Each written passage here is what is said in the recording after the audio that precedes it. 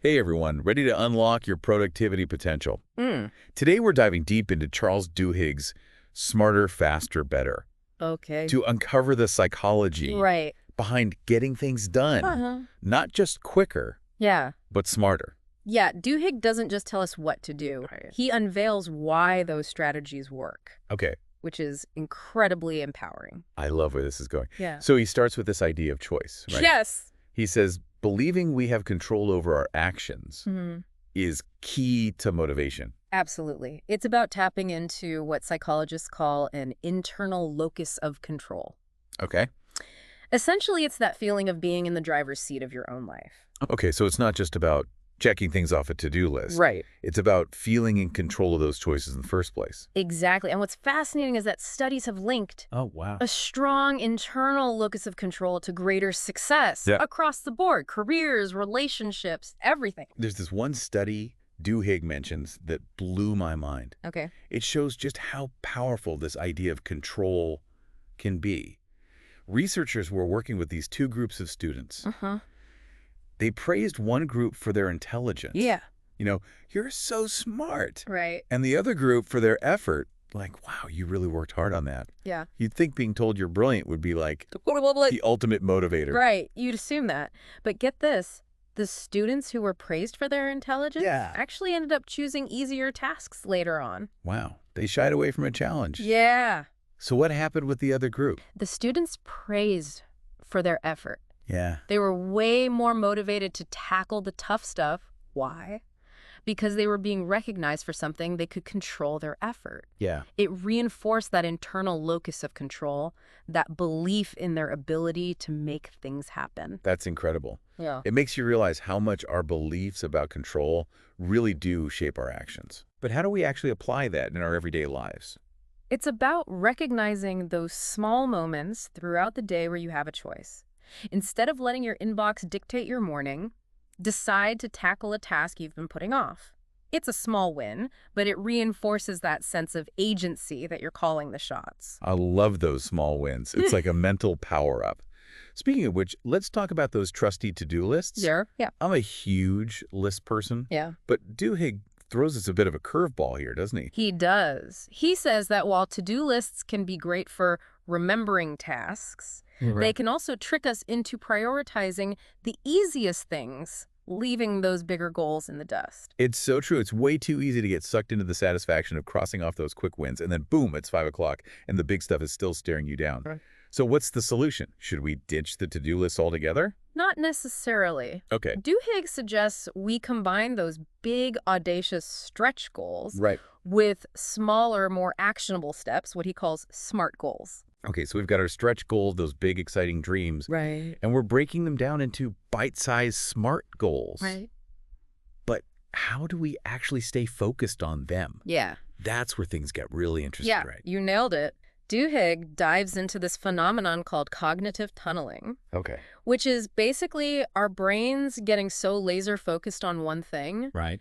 that we miss crucial details or opportunities around us. Think of those times you've been so engrossed in a task Right. that you completely lose track of time. Oh, yeah. That's cognitive tunneling in action. It's like being stuck in a productivity tunnel, but not in a good way. Right. You're so focused on one tiny detail Yeah. that you forget the bigger picture. Right. I've definitely been there. Yeah. So how do we avoid those tunnels? Duhigg mentions building strong mental models, right? Precisely. Imagine having a mental map Okay. of what you want to achieve. Okay. That's your mental model. Got it. It's about proactively shaping how we approach our work. Okay. And anticipating challenges before they arise. Okay, so instead of just reacting to whatever pops up, Right. we're thinking ahead, Yes. creating a mental game plan. But how do we actually build these mental models? It still feels a bit abstract. Well, get this. Duhigg highlights a fascinating link between strong mental models Okay. and storytelling. Oh. It turns out that people who excel at managing their attention are often amazing storytellers. Wait, really? Yeah. That's so cool. Yeah. So it's not just about daydreaming. It's about actively creating narratives in our minds to make sense of information. Exactly. It's about connecting the dots. Right. Anticipating what might happen next. Think of it like this. When you tell a story, Okay. you have a beginning, a middle, and an end. You're constantly visualizing the next scene, Right. the next plot twist. Yeah. That's what we want to do with our work, with our goals. Create a mental movie, a narrative that guides our focus and helps us anticipate challenges. Okay, I love this. It's like our brains are wired for stories, Yeah. so why not use that to our advantage? But what about those of us who don't necessarily consider ourselves natural storytellers? Wow. Any tips for incorporating this into our daily routines? Absolutely. Let's say you're about to tackle a complex project. Okay. Before you dive in, Yeah. take a few minutes to visualize the steps involved, the potential roadblocks, even the feeling of accomplishment when you succeed. Create a vivid mental image, almost like a movie trailer for your project. Okay. This primes your brain for what's to come and helps you stay focused. So instead of just seeing a daunting to-do list, Right. we're picturing a highlight reel of us crushing it. Love it. But what about those inevitable moments when we slip into that cognitive tunnel, that laser focus that's not so helpful? How do we hit the reset button and regain control? So we're feeling stuck, that tunnel vision is setting in. What's Yeah. our move? How do we snap out of it? Duhigg has this deceptively simple Okay. but powerful technique. Just ask yourself, why? Seriously, when you feel that mindless going through the motions feeling, Yeah. hit pause. Ask why you're doing what you're doing. It's like zooming out, getting that bigger picture back in view. Sometimes we get so caught up in the how that we forget the why driving us in the first place. Exactly. And that shift in perspective, that ability to reconnect with the purpose behind our actions. Right. It's not just great for getting unstuck. It's essential for sparking innovation. Okay. And that brings us to Duhigg's final key insight. Okay, hit me with it. Everyone wants to be more innovative, right? Yeah. To break free from those same old routines and come up with something truly groundbreaking. So how do we do it? Well, Duhigg introduces us to this term, innovation broker. Okay. Essentially, it's someone who's really good at taking existing ideas Right. and finding fresh, surprising ways to combine them. Innovation broker. I like the sound of that way better than being stuck in a rut. So what's the secret sauce? How do we become master brokers of brilliant ideas? Duhigg breaks it down into 3 key steps. First up, be hyper-aware of your own experiences. Pay attention to how things make you think and feel. Right. Even those little seemingly insignificant observations, Yeah. those can be a gold mine of creative inspiration. It's like they say, write what you know, but for innovation, in any field, right? Our own lives are full of potential if we're paying attention. Exactly. The second step might sound a little counterintuitive, Okay. but embrace the discomfort. Okay. Don't shy away from the stress, even a little panic Right. that often comes with the creative process. Wait, so those moments when we're feeling totally lost, those can actually be a good sign. Absolutely. Duhigg argues that those feelings, that anxious energy, it's actually what pushes us to break free from conventional thinking and see things in a new light. It's about leaning into the chaos instead of running from it. Okay, I'm starting to see how this all connects.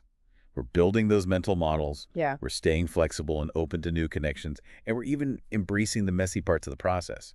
What's the third step? How do we seal the deal on a great idea? This one's crucial. Don't get too attached to your ideas. That initial rush of excitement after a breakthrough, Yeah. it can be blinding. We need to maintain a healthy distance. Right.